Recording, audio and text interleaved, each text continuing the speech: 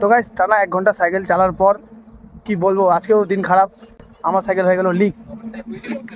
এই যে hello, good morning guys. তো আজকে আমাদের লাদাখ জার্নি ডে 13।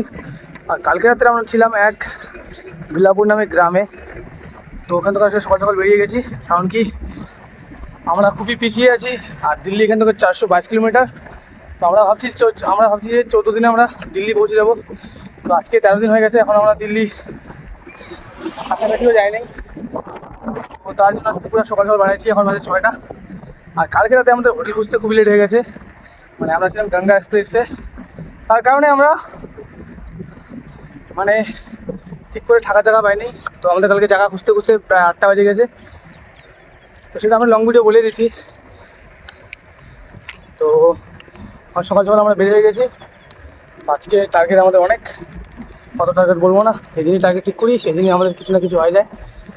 তো কালকে ছাতা পড়া রোদের জন্য যেতে পারিনি, আর কালকে বেশি কিলোমিটারও হয়নি। এখান থেকে 422 কিলোমিটার দিল্লি। তো দেখি আমরা কত দূর আজকে পৌঁছাতে পারি। আর এখন ধরবো আমরা গঙ্গা এক্সপ্রেস, সামনে রোড।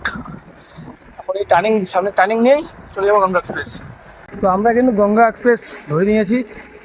আর খুবই সুন্দর পরিবেশ। আর এই যে জমিগুলো দেখছো গাইস, এইগুলোতে না ময়ূর দেখা যায়, ময়ূর, অনেক অনেক ময়ূর। খুব সুন্দর ওয়েদার, যতটা পারি পুরো স্পিড এখন টেনে নিই।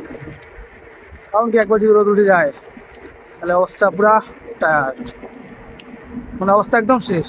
তো গাইস টানা 1 ঘন্টা সাইকেল চালার পর কি বলবো, আজকেও দিন খারাপ। আমার সাইকেল হয়ে গেল লিক। এই যে সাইকেল খুলে নিলাম, টায়ার খুলে নিয়েছি সামনে। এখন তাড়াতাড়ি লিকটা বানাবো।